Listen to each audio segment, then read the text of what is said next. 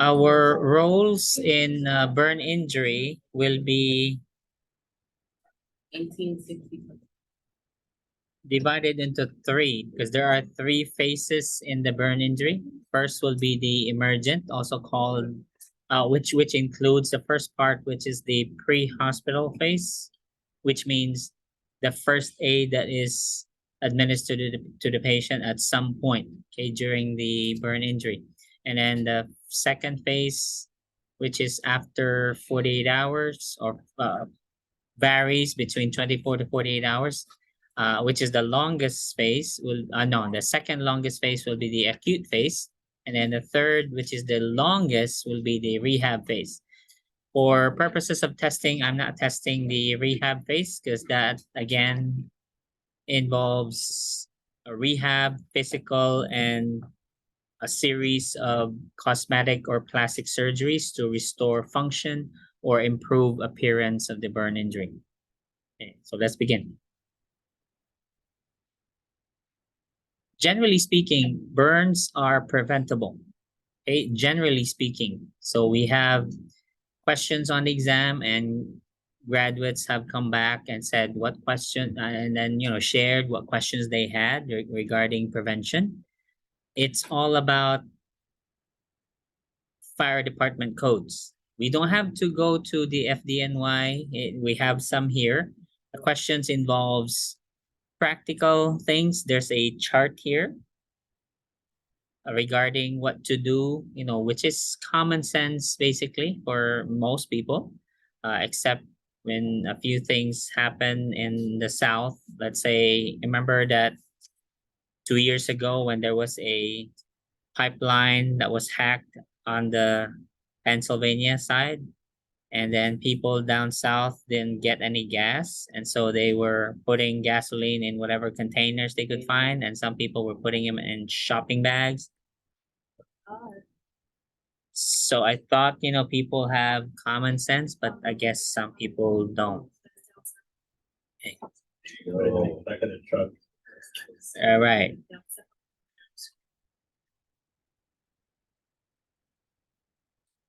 So this is the question on prevention. So here are practical and, quote unquote, practical examples on how some NCLEX candidates did say the questions were on where and how many smoke detectors and CO detectors should there be. So here on this bullet point here, every level of the home, and then changing batteries. So therefore, how many times do we change the batteries? Every year. Once a year at least. But here, do you guys really change those batteries? No. Well, we should. So here, smoking while using oxygen. I had patients before, COPD patients who still smoke, and they did get burned. Sometimes early in the morning, out of habit, they light a cigarette, forgetting that the oxygen cannula is still on. And then next thing they know, there's a big ball of fire. I won't read them. They're good for sleeping. Okay, so bedtime, read this chart. It'll work like Ambien, 10 milligrams. Okay. So let's look at the severity of the burn injury. So there are many factors that affect the severity. For example, a 85-year-old versus a 5-year-old burn victim. So what would there be a difference between survival rate or mortality? Okay. Because who has the larger surface area? The adult. But then if you look at the fluid composition of the 5-year-old, okay, because burns is falling under two types of shock. The burn patient can die from hypovolemic. The other is from septic shock, because the The patient here is at risk for infection, correct? Which is the focus of the second phase of the burn injury, which is, we call it acute phase. So first is age, depth. We will use the what's on the textbook. We have table 57-1.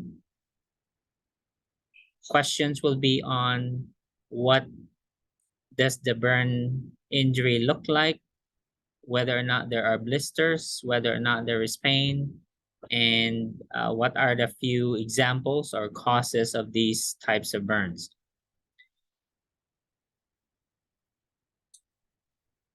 We're here now, so question will be, I'll either describe the burn injury, and then you identify the depth.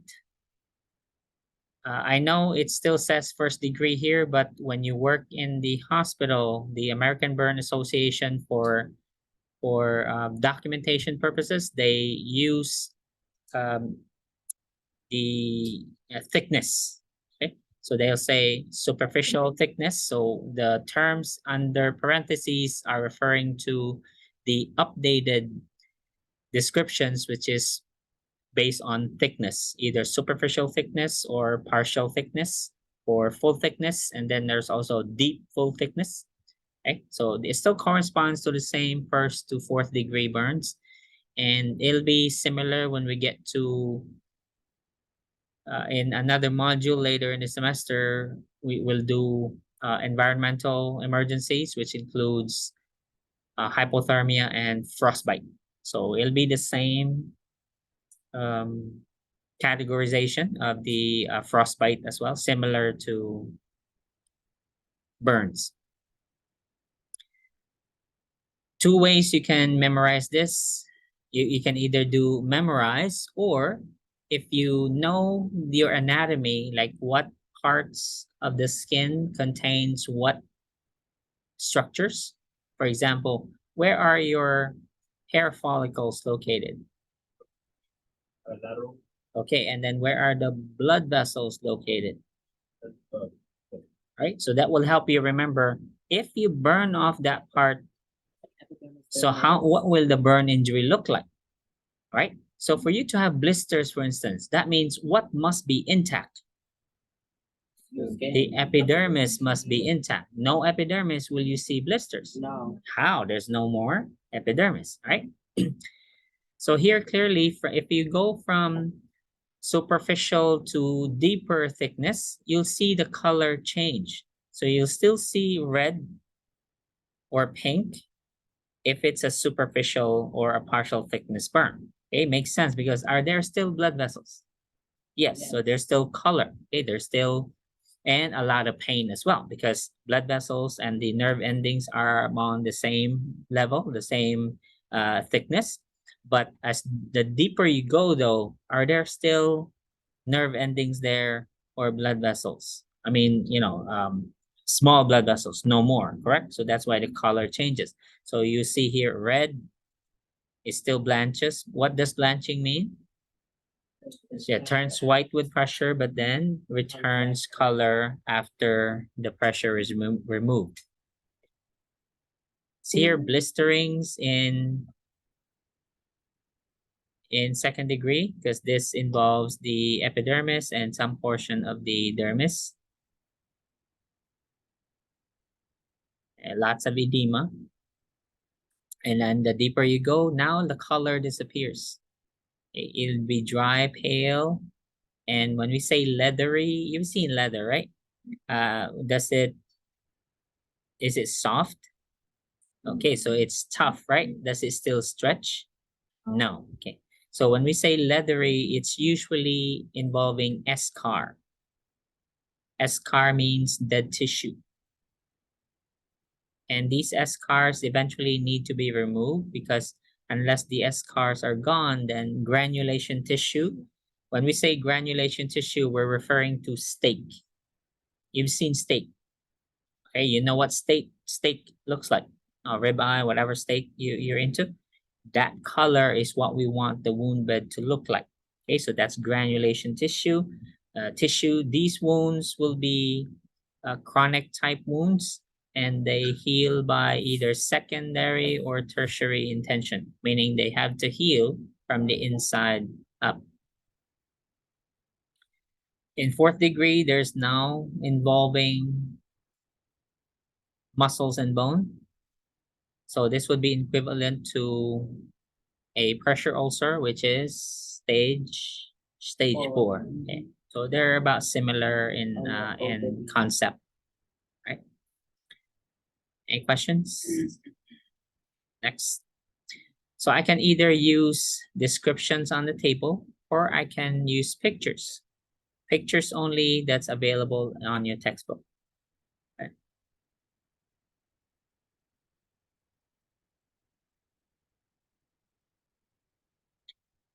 As far as pain goes, if you notice on the table, is there really a burn injury that has absolutely no pain? It's not true, because will there ever be a uniform burn? Like only one depth? No. Okay, so there will be varying thickness, correct? So let's say if some portions of the burn injury are full thickness, but then as you go toward the periphery or around the edges, there will be partial and superficial burn. So either way you look at it, there will be pain. And even though you've already burned through the entire nerve endings, meaning you're down to the bone, you've heard of phantom limb pain, correct? Yeah. So if there's phantom limb pain when the limb is not there, how much more for this one, correct? All right. So there's still some pressure type, nerve type pain experienced by these patients. So there's really no such thing as a painless burn injury. Next, let's go to the extent. So first we looked at depth, correct? Age will put under a category we'll call patient comorbidities, right? So so far we talked about depth, and then next is the extent. Extent is the surface area. We have two formulas to use. For us beginners, we will only use the rule of nines, which is the simplest. The Lunn and Browder method is very, very detailed. Should you decide to work in a burn unit, let me know. I know contacts and they're always looking for nurses. Okay, but it's all the way to Nassau County though. If you work in that area, let me know.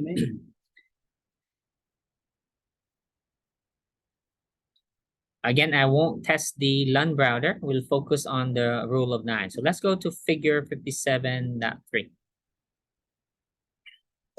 I'm not testing chart 57-2. All this is saying is when a patient must be transferred to a specialty burn center.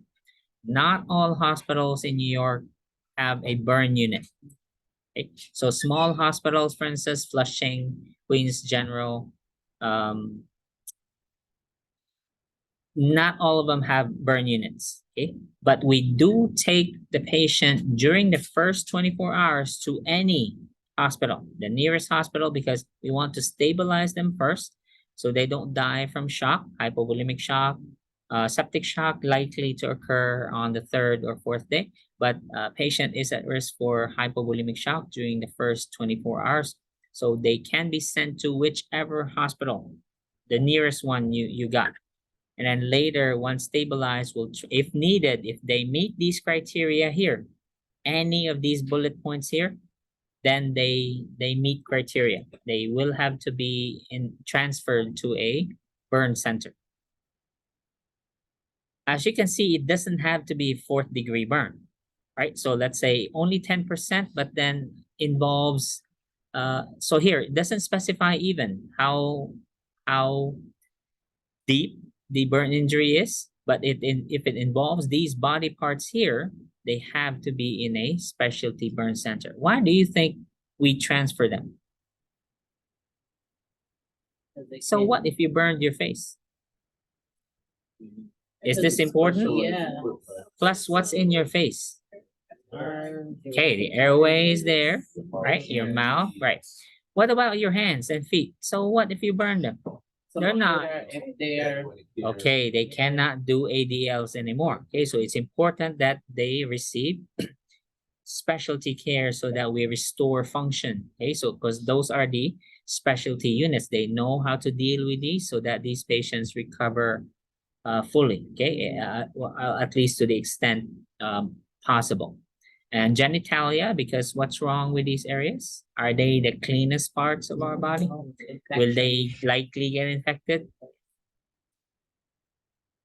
Definitely third or fourth degree burns or electrical burns. Now, when we go to electrical burns later, you'll see that the majority of the damage is internal. In electrical burns, you'll probably see one or two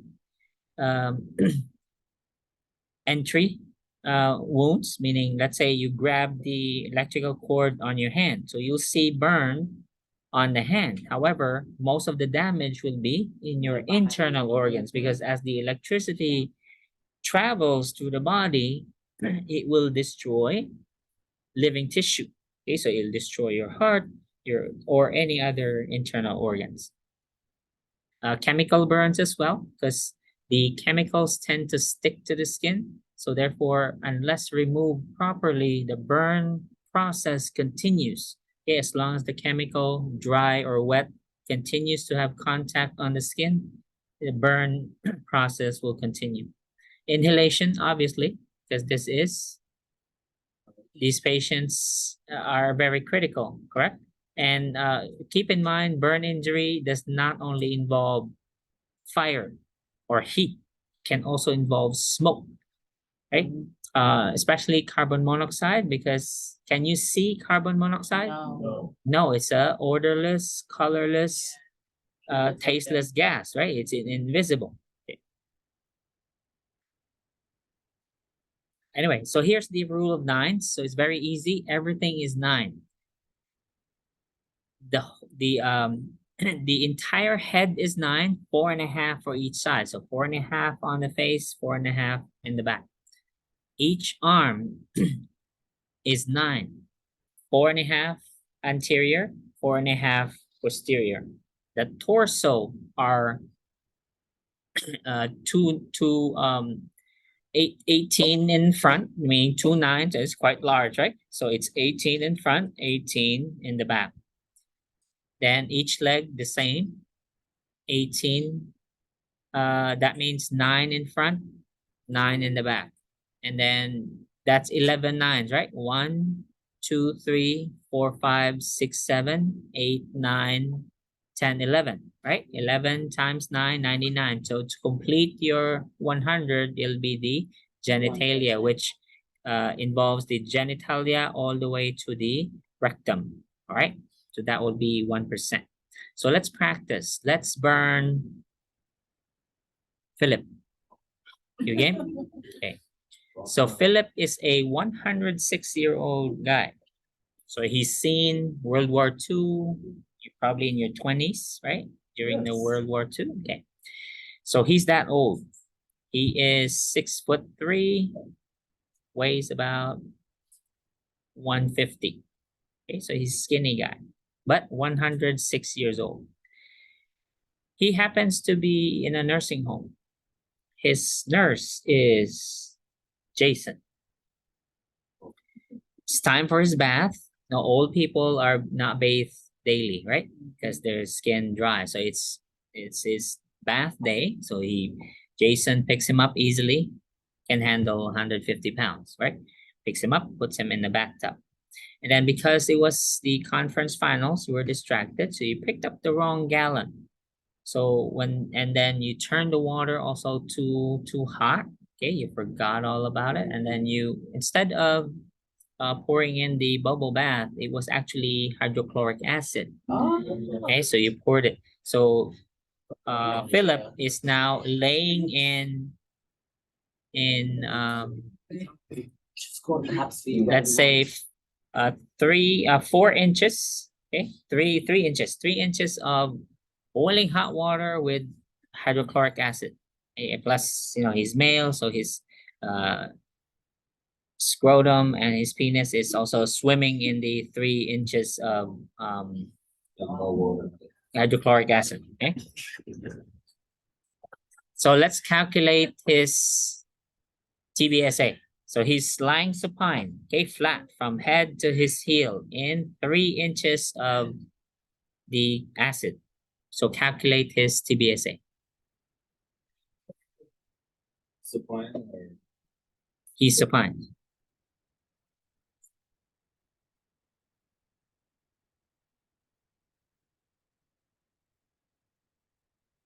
You said it's supine. So from the entire back of his head, all the way to his heel. So that's 9. Oh no, 9. No, 4.5. What? How much you get? That was too good. No, that's too much. 31.5%. Too little. You said okay. Yeah, he's laying like this. Okay, supine. 4.5. 3 inches of acid 4.5 plus 18. from his head to his heel. He's like this. What's 9.5? Almost. Huh? What's 9.5? 49.5. 50. Oh, No, no. rectum. 50 what? 50%. 54? 36. No.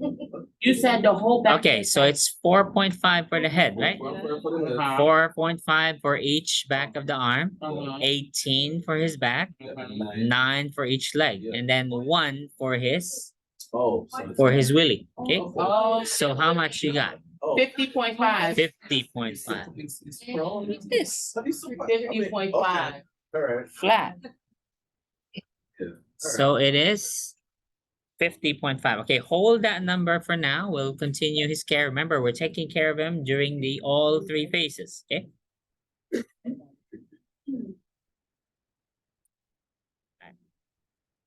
I'll skip through these. These are too technical and doesn't really help us.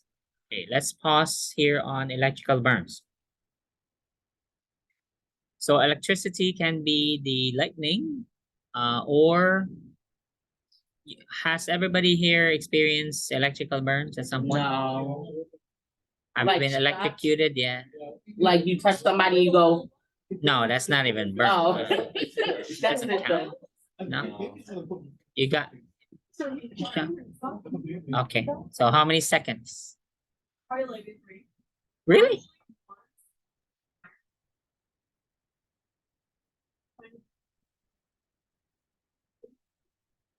Oh, my hand. Rhonda.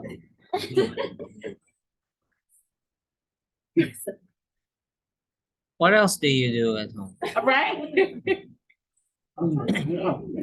Okay, so there are many ways to get electrocuted.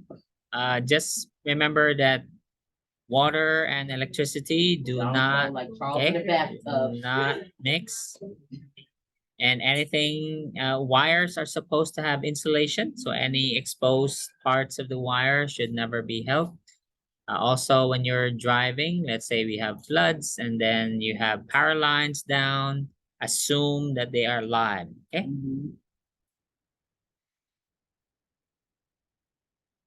And here, back home, because we don't really have that much lightning until, my brother and I came, we were in Florida first, and we just learned that Florida was the lightning capital of the world. And because back home, whether it rains or we're at the, yeah, we stay out. Okay, so we're not afraid of rain. We enjoy the rain. But here we were all told, don't be out in the rain. You're like, why? Then they told us, there's lightning. It's, oh yeah, that's okay. We'll go inside.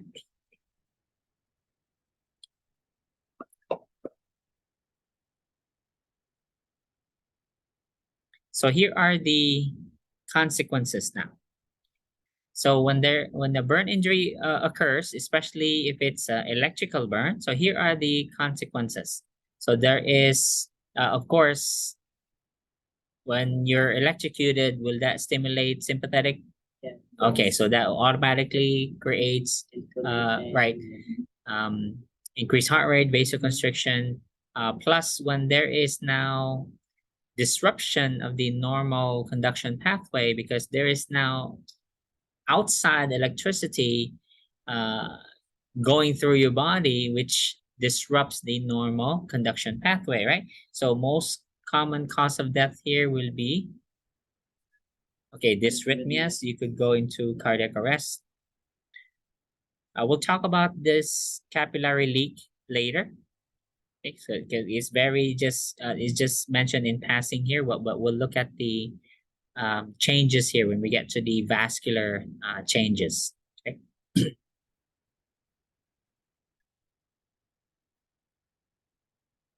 Okay, so let's look at the changes. Regardless of what type of burn you have sustained, either thermal, which is anything hot, scalding water, fire, contact with a hot object. So they're all hot, right? They're all thermal burns. And then we have chemical burns, which chemicals can either be dry chemicals like powder chemicals or anything wet. Okay.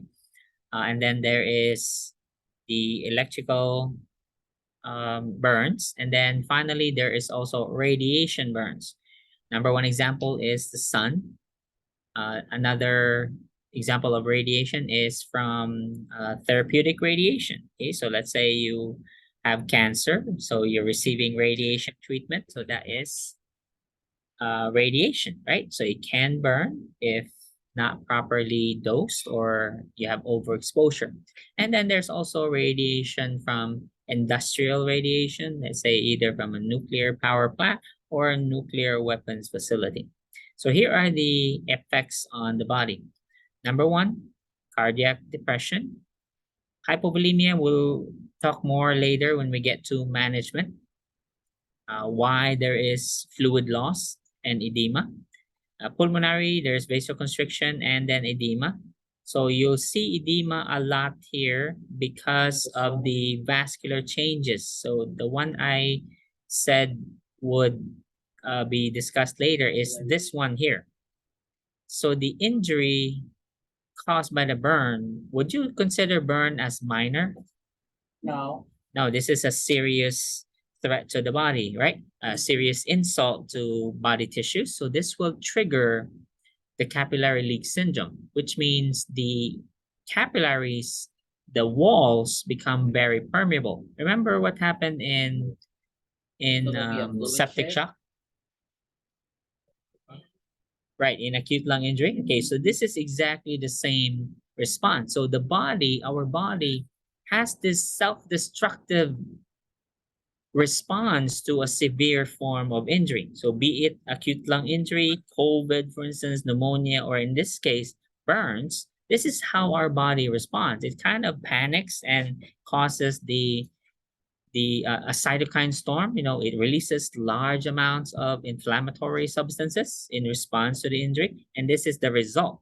The capillaries, when exposed to these cytokines, large amounts of it will become very leaky. So therefore, the patient begins becoming edematous. The strange thing about it is the edema does not only affect the burned area. The edema will also occur everywhere else in the rest of the body. Non-burned and burned areas alike.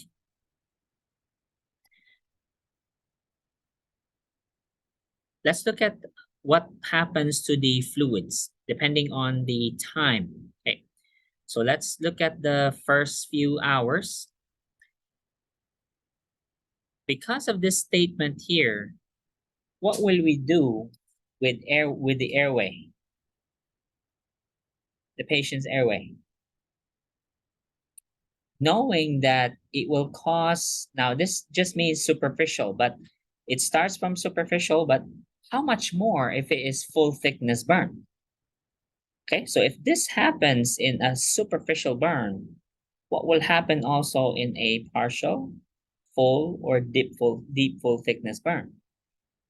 It'll be worse. So therefore, if the A superficial burn will cause the edema within 4 hours, and then as the deeper the burn, then it can go up to 18 hours, even longer.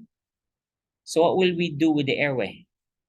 Because will the airway also become edematous? It was like the old. Yeah. Can we still intubate when No, it's it's already full. very no more? So therefore, we anticipate this, correct? So Yeah, when it's will treated we before and stuff. intubate? Before. That's so- Now, or we'll wait until? No.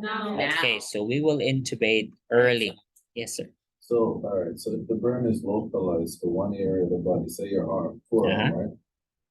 Is it, and it's like a 4-degree burn on the forearm, it's gonna affect with that potential. Depending on the time, right? So the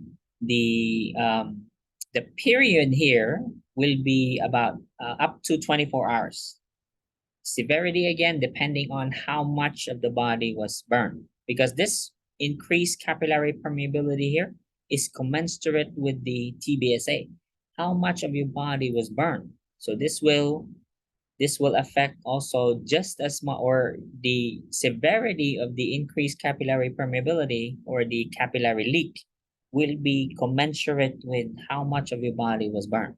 That's why I'm saying both burned areas as well as the non-burned areas will have edema here. So the higher the TBSA, then the more likely the edema will affect the non-burned areas. Here, so 20% for wounds greater than 20%, it will become systemic. Here, stimulates both local and systemic reactions. This is the problem. So this is what I mean by the higher your TBSA, then the more of the body will have capillary leak. Okay, so the smaller, let's say less than 20%, is most likely local. Okay, most likely localized, only involving the burned area or the immediate surrounding body parts. That's 20% up. Of If it's first body 20%, burn. right? So in the Then the case of fluid's not yours, sufficient. for instance, when you were burned, that's over 20%. So you will have edema for pretty much most of your Whole body. Is that why they keep like some burns with like that whole thing? We'll get to that. Okay. So you're talking about we'll talk about skin contractures and how to Okay. prevent it. Okay. Here's a warning here. Here's an alert. Now, skin will contract, correct? As it is burned. So initially it will become edematous, and then as the edema occurs, so what happened, but the skin is still intact, correct? Meaning you have skin, but then what happened to skin? You've had chicharron?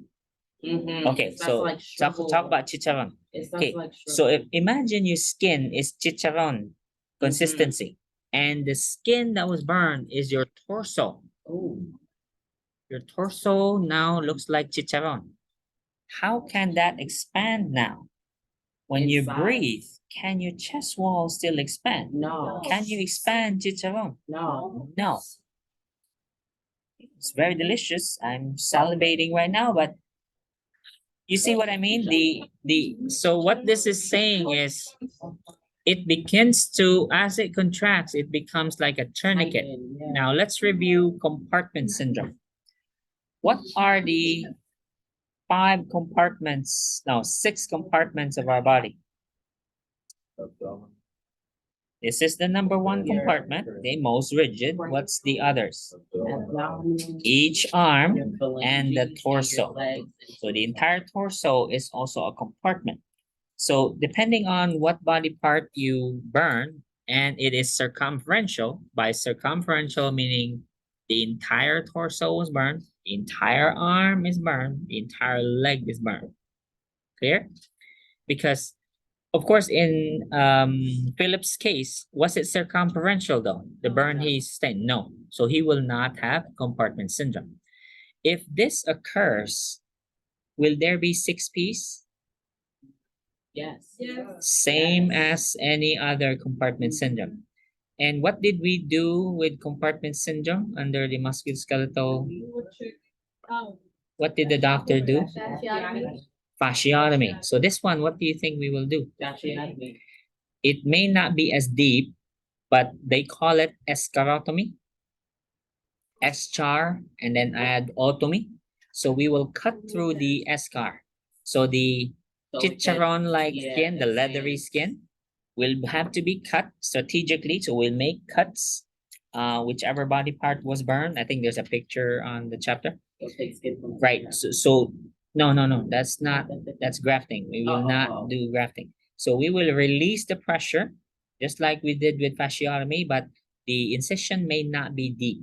Okay, it will not be cut all the way to the fascia. Okay, we will not expose the muscle, but just cut through the eschar. That's why it's called escharotomy. Here, Oh. so that's an example. So it's not that deep of a incision, is it? I mean, we don't see muscle. This is all subcutaneous layer. Okay, so we just released it because look at the consistency of this You can guy's see skin, it. burned Yeah. skin. Okay, very leathery, right? Look, Yeah. it looks like leather. Right, to restore Yeah. blood flow because it's really like compartment syndrome. It's The gonna patient constrict will the blood lose this flow. arm if we do not make these cuts. Okay. So that's fasciotomy, but for these patients, it will be escharotomy. What are those 6 P's again? Let's review. Paresthesia, hopelessness, pain, When you say pain, it has to be unrelieved pain. unrelieved Okay. pain. Next, paralysis. Paralysis. And Yeah. it's poikilothermia. Oil.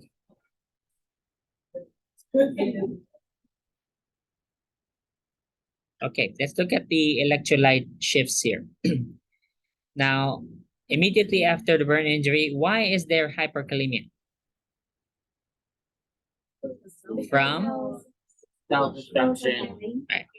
Right, so you burn so many cells, so many tissues, so it will initially be hyperkalemia because the dead cells, of course, spill their potassium into the bloodstream. Okay.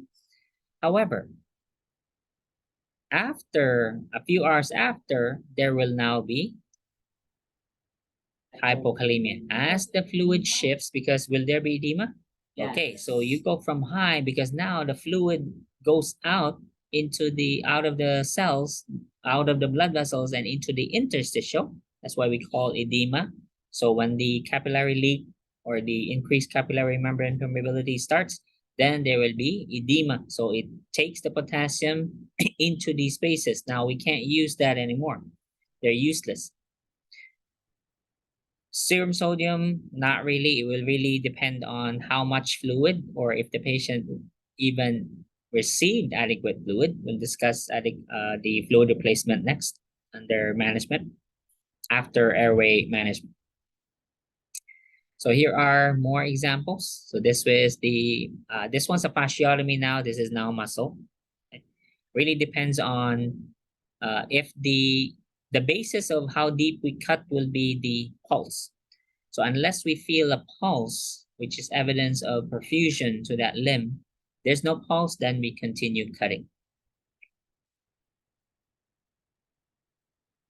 Take note that once we do this, though, this becomes a chronic wound. Okay, this will take, we can't stitch this. Okay, so this will become a chronic wound. It'll take months, if not years, for this to heal. Okay. Oh, that makes sense. But as long as it's clean, though, we can use wound vacs. You've heard of wound vacs, right?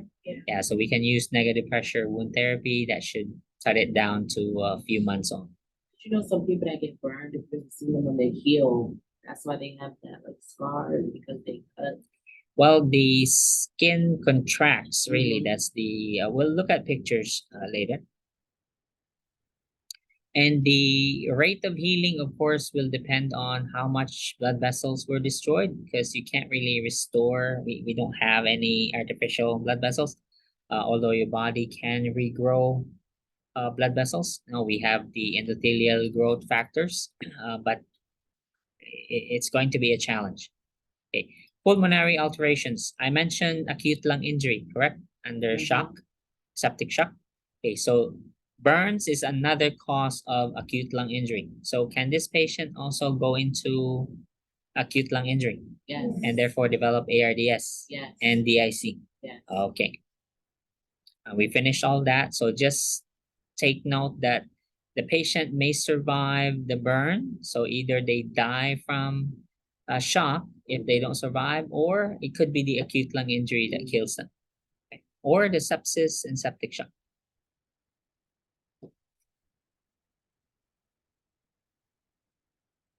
Let's look at signs of airway injury, meaning this means inhalation injury. When we say inhalation injury, either you inhaled smoke, hot smoke, or you inhaled fumes. Because what's our natural reaction when we're scared?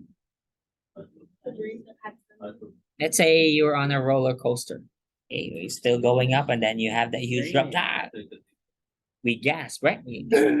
So when you have fire, will you go? Hey, let's say it's on fire, will you go? Or drop during the drop, will you go? No, we always gasp, right? So the tendency is to inhale the fire, the fumes. Okay. So we suffer inhalation injury. So let's look at the signs. How do we know that the patient sustained airway injury? So here are a few signs: expectoration of carbon particles, meaning your sputum is black, and you have some, black stuff in your mouth, or we can see it clearly, like you're in your mouth. Yeah, your tongue is charred. Okay, and sometimes we just assume, because have you ever seen fire burn down? Yeah. Fire burns down. Oh, I meant, I thought you meant Fire like once always it's done. burns up, right? Can the fire burn down? Yeah. Thinking when the fire done. So therefore, if you have the patient came in with burned shirts, do we assume there's inhalation injury? Yes. There's missing facial hair, Yeah. or there's no eyebrows or eyelashes, right? They're all burned. Okay, so those are all signs. So we assume patient inhaled smoke or fumes or fire. Or even if we don't have any, let's say there's no facial hair, okay? What if the burned area was a warehouse? Have you seen a warehouse that's open? Yeah. An open warehouse? That's why they call it a warehouse, because it's all closed, right? What about an apartment? Okay, so yeah, small area, right? So anything indicates a closed area, so that means smoke likely is involved, correct? So that's another assumption, okay, that the patient suffered inhalation injury.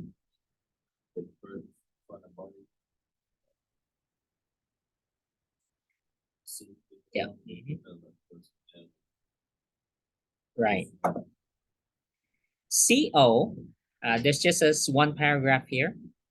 CO poisoning does not have any, because what's the difference between CO, CO2, and O2? They're all separated by what? There's only a difference of one molecule, correct? Oxygen is two molecules.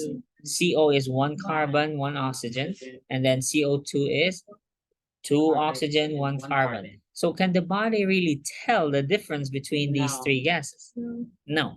Which one is actually easier to carry? On the periodic table of elements, which one would be lightest? O2, CO, or CO2? CO is the lightest because the lightest is carbon, correct? Yeah. So which one would the hemoglobin likely attach to? This one. So if you give the patient oxygen and CO at the same time, hemoglobin will carry CO.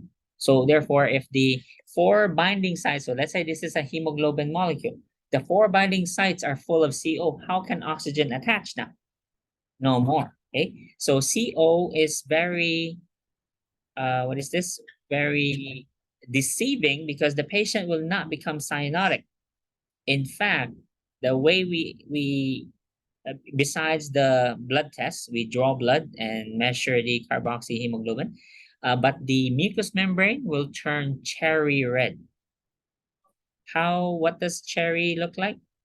Very Red. dark, bright, very dark red, right? So that's what the mucous membranes will look like. You see that, then that's an indication of carbon monoxide poisoning.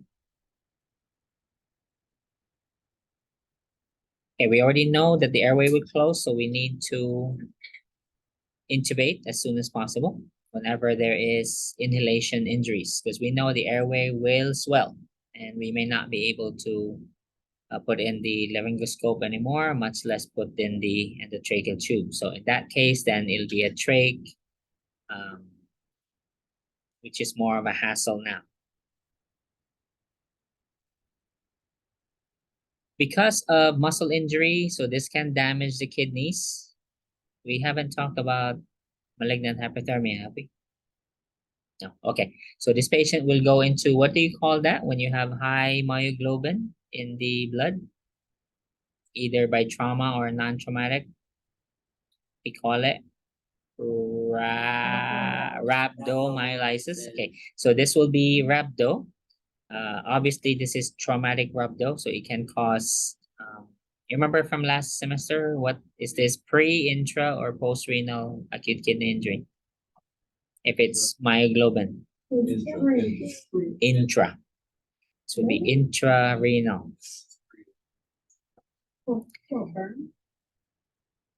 If you talk about the shock, the hypovolemia because they lose fluids, so yes, it will be pre-renal. But because of the myoglobin, this will also cause intrarenal.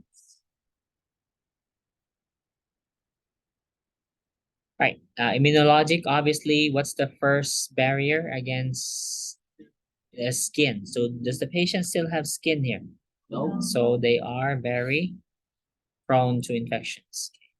Most common cause of infections here are their own flora, because we have normal bacteria on our bodies, right? On our skin. So they're only there harmless because our skin is intact. However, now you've opened the skin, so can they now enter your body? What else does your skin do for you besides your beauty and protect you? Protection. It also acts like a pouch, right? Keeping your fluids in. So the absence of the skin causes you to lose water in two ways. One is absolute, meaning in the case of Philip, his entire backside will evaporate water. However, his non-burned areas where he still has intact skin, will they be edematous? Yes, because he has sustained more than 20%. So that water there that's inside his body but is not inside the blood vessel, not inside the cells, is that useful? It's useless. However, when we weigh him, does that water still constitute part of his weight? Yes. This will complicate the therapy even further.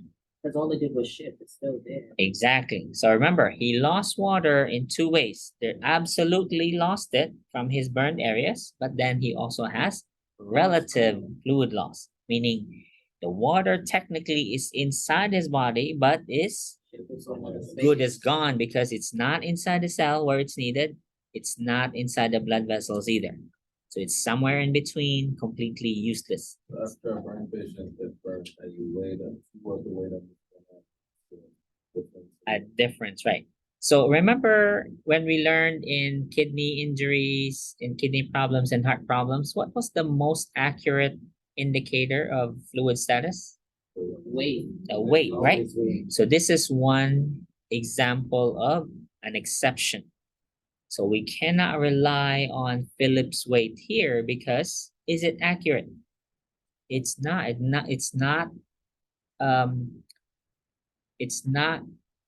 giving us the true measure of his fluid, because that water is really technically gone. It just didn't leave his body yet. But when we weigh him, that down water is part of the weight that we got. All right, so we'll get to that later when we get to the emergent phase. GI, because there's sympathetic stimulation here, vasoconstriction. Will there be any peristalsis here? Okay, very low peristalsis or maybe none. Will this cause, we'll talk about peptic ulcers hopefully today, if not next week. Will there be any increase in gastric acid here? Yes. Is he dealing with a minor or severe injury? Severe. So what happens to your cortisol levels? It increases. High, and does other stress hormones also It cause increases. increased gastric acid secretion, right? Okay, so is he at risk for ulcers? Yes. Yeah.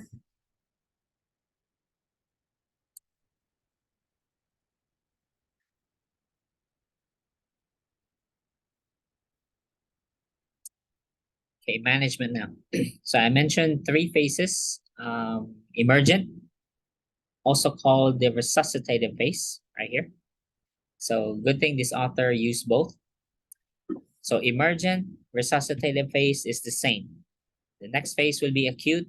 We will disregard the rehab phase. There's really nothing there. There's not much to test there anyway. So on the scene, likely there's somebody that helps you, correct? So let's continue with Philip's example.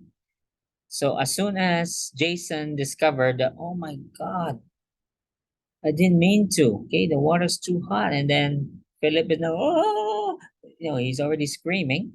And so what was likely going to be done first? Call 911 or take him out?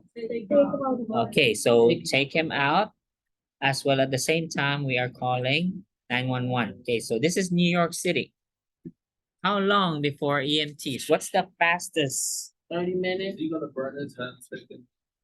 Well, he, of course, use PPE. Yeah. So how long? What's the fastest we can get to him? Five to seven. New York, Yeah, New York City. You're taking a No, the while. response time before was like. 30 minutes. No, you're No, dragging it. We're looking at, Like, with within traffic, 15 minutes. With that traffic? less than 10. It depends what happening. It's near to your house. And he's on the fourth floor, by the way. Walk up, 30 minutes. Jesus. where he lives? And the elevator. No, he's in a nursing home. Okay, 20 minutes. 15 to 20 I'll minutes. say Okay. 15. So do you agree with me that we lose time, correct? Yeah. Okay, alright. That's my point. So it's important. The time is important here when we get to the fluids. Okay. So doesn't it, you're still burning even though we took you out the water? So first of all, when the EMTs come, so it's ABC, correct? Mhm. So we'll check his airway first. He's doing okay. We give him oxygen, and if needed, they'll intubate him. Okay. Now let's go to the. This is just nice to know. Look at the period. 57 dash. The time period isn't really set in stone here because this can vary from patient to patient. So the range for the emergent phase will definitely be the first 24. This can last up to 36 and 48 hours. Now the basis for the end of this phase is the diuresis. Remember in acute kidney injury, wherein there was an oliguric phase and a diuretic phase? Okay, so when Philip starts diuresing, that's the end of the emergent phase, right? That means the capillary leak syndrome has stopped. There's no drugs to stop it. We can't stop it. We just wait until it stops. Okay, so the increased capillary membrane permeability, again, is a self-destructive response by the body to anything serious. So any serious injury, which this is a serious injury. So we just wait until it stops. Meanwhile, our job during that period, however long that lasts, 24, 36, or 48 hours, is to keep him alive. Are we clear?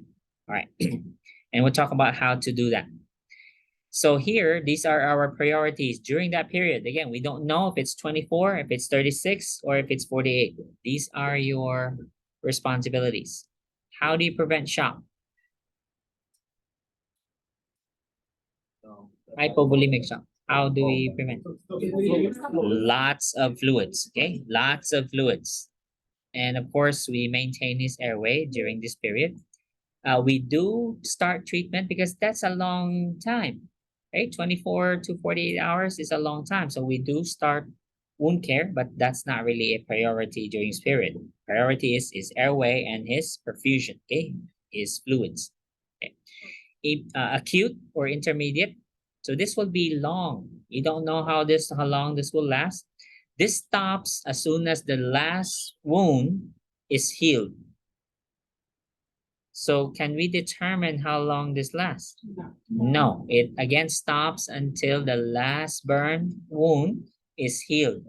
Okay, as soon as that last wound is closed, the acute or intermediate phase stops.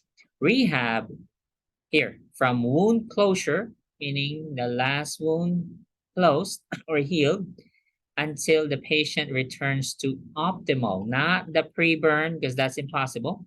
We have now reached the optimal level of functioning, both physically and psychologically. So those are the, again, we're only testing which phases? Emergent or resuscitative, and the acute or intermediate. Right. So here are your first aid. Please follow this and use common sense when you do so. We know we need to give oxygen, correct? Because it's airway. Okay.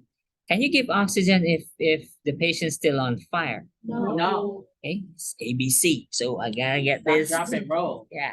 And then but he's on fire. Okay, yeah. How do I do this? Okay, so of course, extinguish the fire first. Okay, so however you do that, so we have here, you can put a wet, wet blanket. Yeah, we can do the, it's just what's on here. I mean, you know that, right? I mean, you know how to put out a fire. Just looking at the continuation, initially you would administer oxygen, but we know that the edema will Begin, eventually yeah. mess up the airway, Yeah. so we'll intubate in another stage, the. Well, it's still in the, Yeah. we're It's still still in the emergent. emergent. These are all done during the And emergent. then the acute stage, we upgrade it. Right, so here are suggestions on how to put out the fire and then cool the burn. Do not use ice. Okay, I'm only gonna say this once, all right? You saw that, so don't choose that on the exam. Why not ice? Doesn't it burn? Can it start burning? Not really. Look at the rationale here. What's it gonna Yeah, do? it causes something. It's right here. Oh, cause hypothermia. It will actually Worsen the tissue worsen damage. the, I never knew. right? No ice. You can use cold water, but not ice. And the milk. Yeah. No, not, Yeah, forget it. Just turn the cold. okay? Cold water, but not ice, okay? It ain't burning water. Well, we saw this now, okay? So no ice, okay? Because our natural. Remove anything restrictive, because remember when the patient starts being edematous, can we take off the ring, the watches, any jewelry? Okay. So those should be removed as soon as possible. Otherwise, you'll destroy your lovely jewelry. We'll have to cut that off. We're not cutting off the finger, right? And cover the wound. Remember, there's no protection. Cover it with something sterile or at least clean. If you don't have anything sterile, at least cover it with anything clean. Chemical burns. Now, this is only if you are trained, okay? If you don't, now this is a general rule, but some chemicals react with water. Okay, so I'm not really very convinced with this idea of dousing every chemical burn with water, because we don't know what the chemical reaction will be depending on the chemical, correct? So I would say rather for this one, it would be, if known, okay, or if safe, then irrigate it with water. We want to again remove the chemical off the patient's body. As far as the clothing that are mentioned here, we only remove non-adherent clothing, okay? Because some chemicals cause a burn wherein it will make the clothing stick to the burn injury. Now, when you rip it off, you're ripping off skin as well. Actually, Yes. same sort of case, where you use one to acid, they could have used water. Again, for hydrochloric acid, yeah, it should be okay with water. Okay, you can douse him in water because yeah, hydrochloric acid can be safely washed off in water. Okay, so here, if it gets into the eyes, okay, definitely, definitely irrigate it. So that's why in manufacturing facilities, you've heard of MSDS? Material safety data sheet. Yeah, okay. So OSHA requires these facilities to train their employees. So in the event of exposure to these harmful chemicals, they have a book on what to do. All right. So hopefully the employer didn't take shortcuts, conducted proper training so that whenever we have these accidents, we can administer first aid. Okay. All right. So after the oxygen, we'll skip through the oxygen because we have more time for this when we get to the ARDS and pulmonary embolism, etc. Anyway, so we'll skip that. Let's go now to the fluids. Between these two formulas, we'll use the 4. Right? I repeat. Between these two, because the Parkland, this is called the Parkland or Baxter formula. Again, the name of this formula is Baxter, like the IV pumps. Baxter or Parkland. Okay. Parkland, most facilities use 4. 4 mLs of LR times the patient's weight times the TBSA. Now, the TBSA is percentage, correct? Yeah. Do not convert that to a decimal. Keep it as a whole number. Are we clear? Yeah. Because now your fluid will be less if you convert. Well, that's, let's say 50%. That's only 0.5. No, leave it at 50.5. So now let's say Philip weighed, I gave you the weight, right? 150. Okay, so 150 times 4. So 4 times 150 times, what's his weight? I mean, 20. TBSA, sorry. 20. No, Oh, it was 51.5. 50.5. 50.5. Oh, So he's going to receive 30,300 mLs during the first 24 hours. What's the weight you kill it? Yeah, Oh, 150. Oh, no, sorry. Did I say pounds? Yeah. yeah. Oh, okay. gotta So let's convert it. scrap that. Okay. Yeah. Okay, so 150 pounds divided by 2.2. Okay, so he is 68. Let's say 68.2. So 4 times 68.2 times 50.5. Okay, so he's going to receive 13 liters, 13,776.4 mLs in the first 24 hours. Let's look at Philip, or any person for that matter. How are you going to put 13 liters into a patient's body?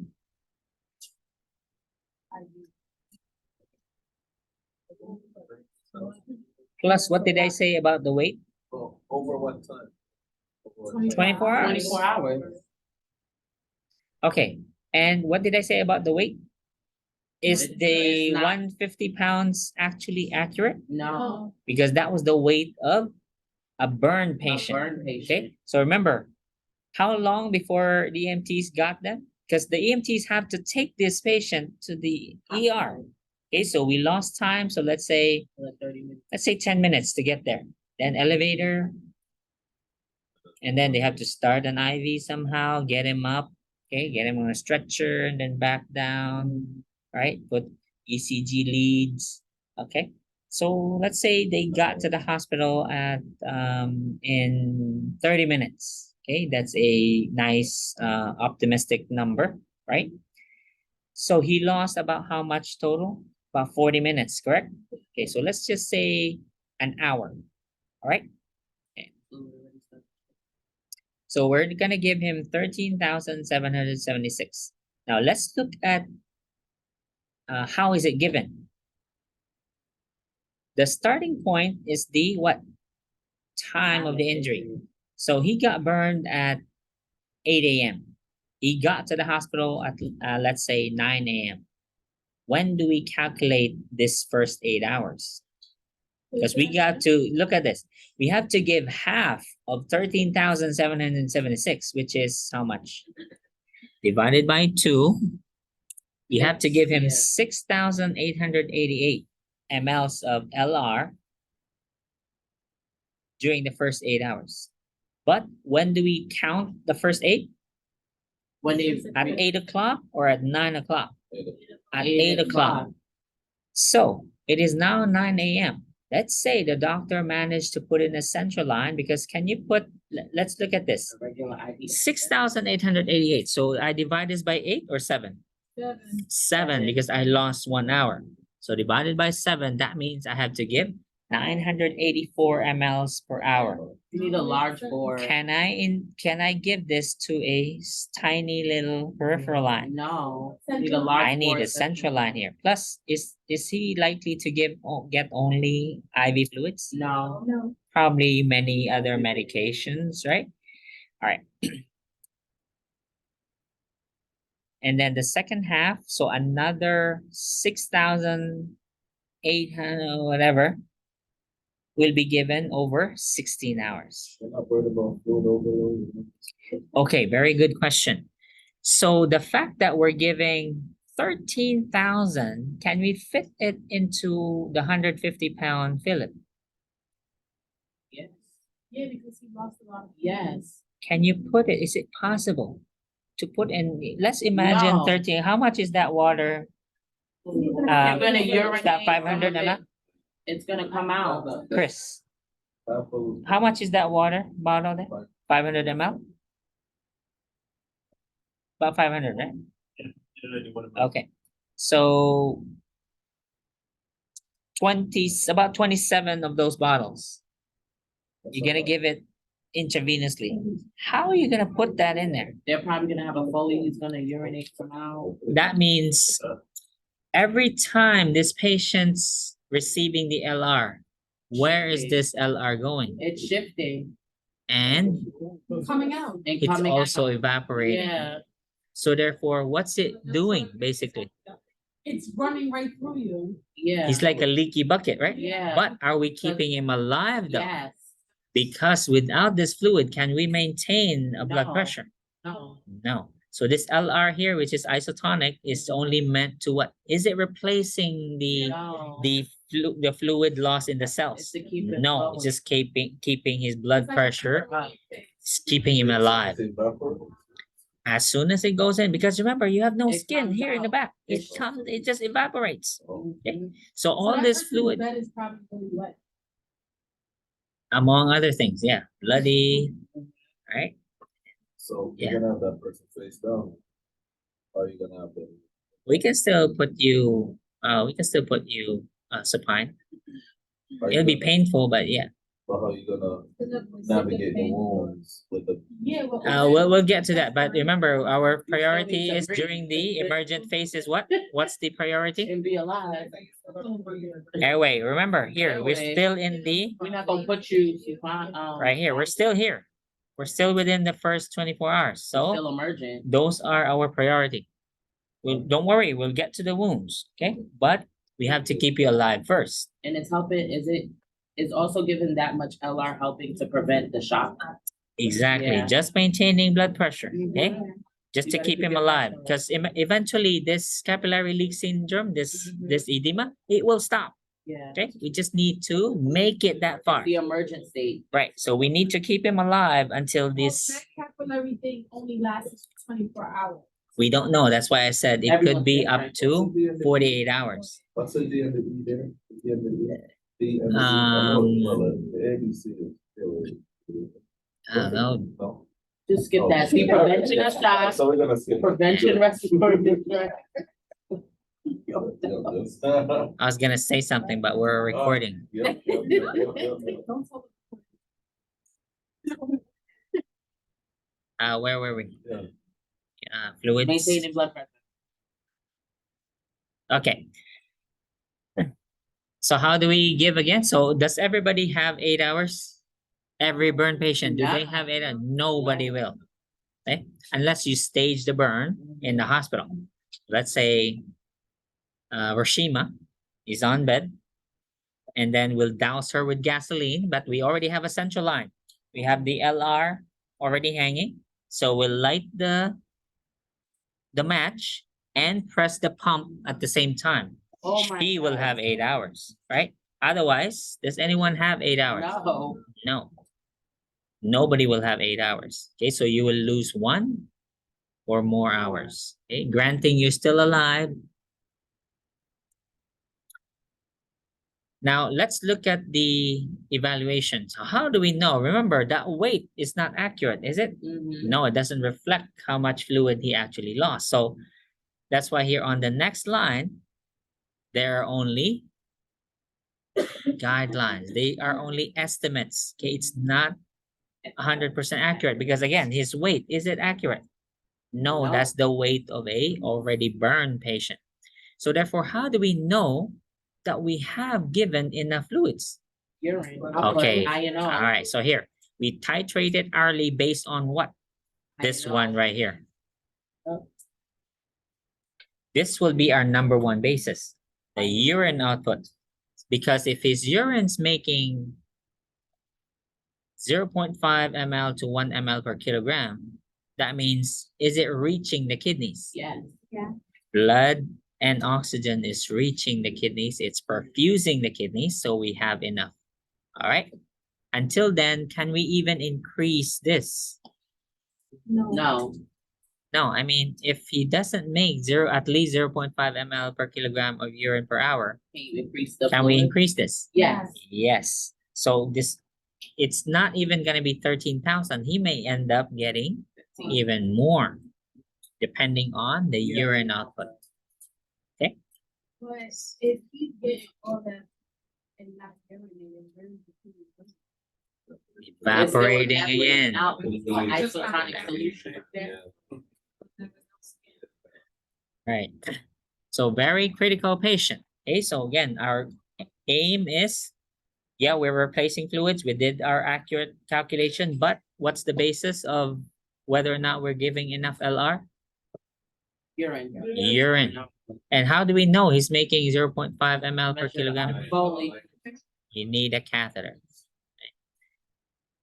Catheter with, a Foley bag with, what do we call that plastic box? The That measure. A urometer. Drop. A urometer. A urometer.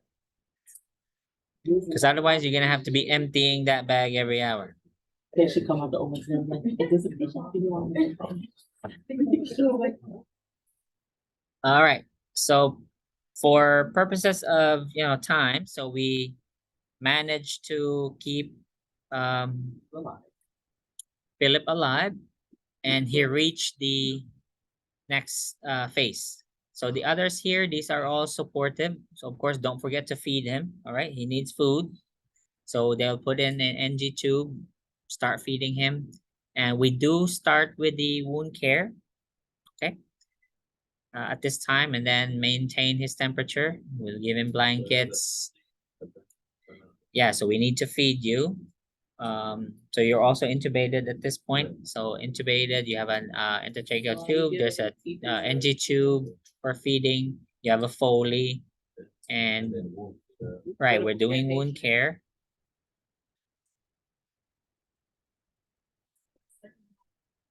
So would he be getting TPN?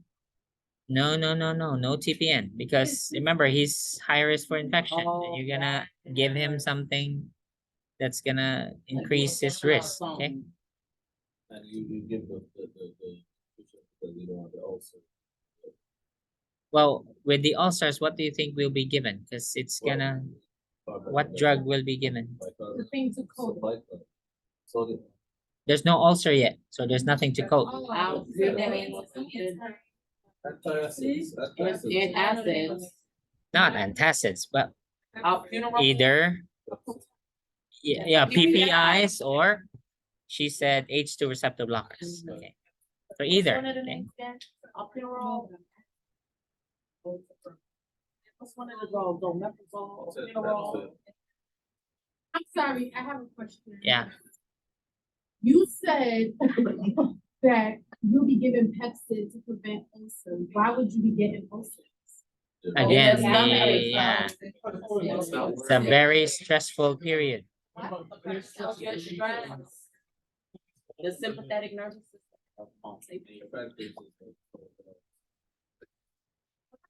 Okay. All right, these are all supportive. Okay, so in addition to fluids and then airway management, we're doing all these.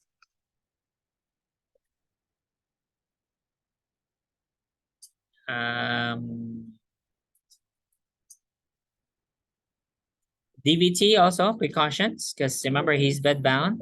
So they'll be on Okay. inside.